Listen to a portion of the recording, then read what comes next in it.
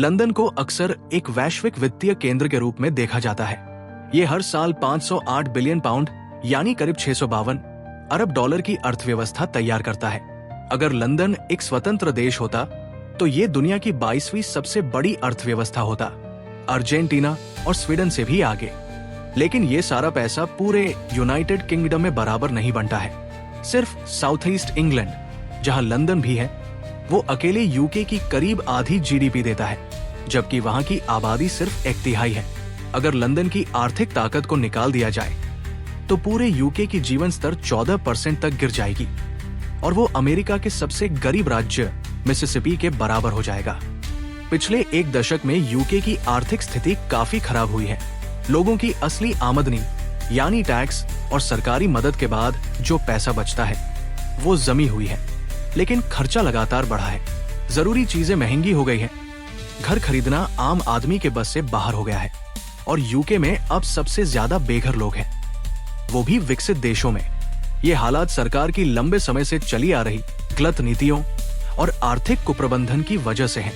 Britain कभी दुनिया का पहला औद्योगिक देश था, लेकिन अब ये धीरे धीरे औद्योगिकरण से दूर जा रहा है। महंगाई लगातार बढ़ रही है, आर्थिक विकास धीमा है और घरों की कीमतें बहुत ऊपर जा चुकी है। एक ही महीने में घर की कीमत औसतन 2200 पाउंड तक बढ़ गई। इतने गंभीर मुद्दों के बावजूद मुख्य धारा की मीडिया में इन पर ज्यादा बात नहीं होती।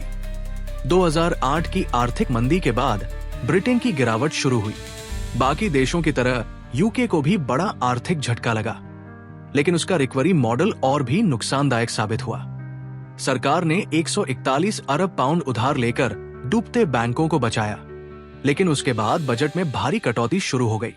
न तो ढांचागत निवेश किया गया, न मजदूरी बढ़ाई गई, न ही सामाजिक योजनाओं पर खर्च हुआ।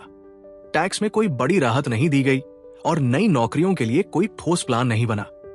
इस वजह से आमदनी गिरी और अगले 15 सालों तक वही की वही रुकी रही। इसे अर्थशास्त्री खोया हुआ दशक कहते हैं।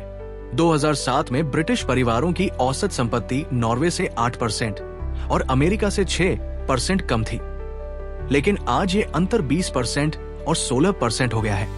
लोगों की खरीदने की क्षमता घटने से आर्थिक ग्रोथ भी धीमी हो गई और जीवन स्तर भी गिरा। यहाँ तक कि बड़ी कंपनियों ने भी दीर्घकालिक निवेश के बजाय तात्कालिक मुनाफा देखना शुरू कर दिया। इससे उत्पादकता और भी नीचे गिर गई। 2008 के बाद टेक्नोलॉजी और व्यापार में निवेश घट गया। पहले उत्पादकता हर साल 2% की दर से बढ़ती थी। अब यूके G7 देशों में सबसे नीचे पहुंच गया है। ब्रेक्सिट, कोविड और यूक्रेन युद्ध ने हालात और बदतर कर दिए।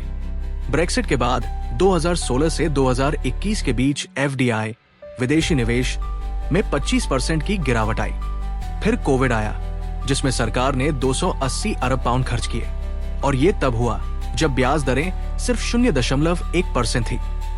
लेकिन फिर यूक्रेन युद्ध ने ऊर्जा संकट खड़ा कर दिया और सरकार को यूरोप की सबसे बड़ी राहत योजना चलानी पड़ी, जिससे देश का कर्ज 60 से 100 अरब पाउंड और बढ़ गया।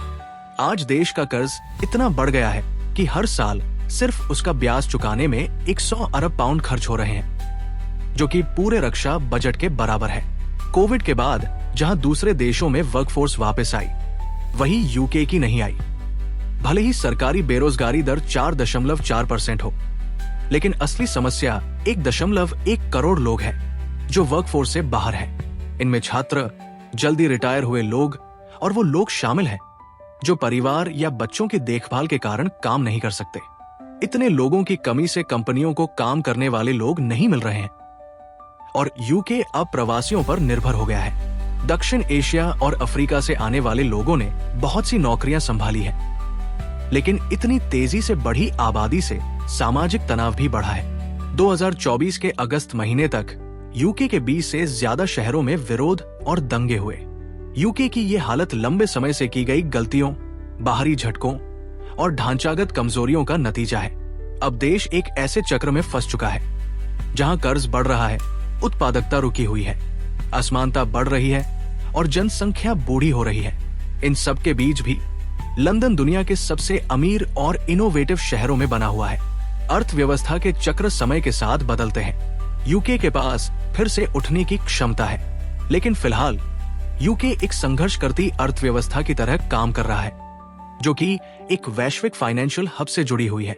क्या ब्रिटेन इस गिरावट को पलट पाएगा या और भी नीचे जाता रहेगा? इसका जवाब अभी तय नहीं है। Like, comment, and subscribe.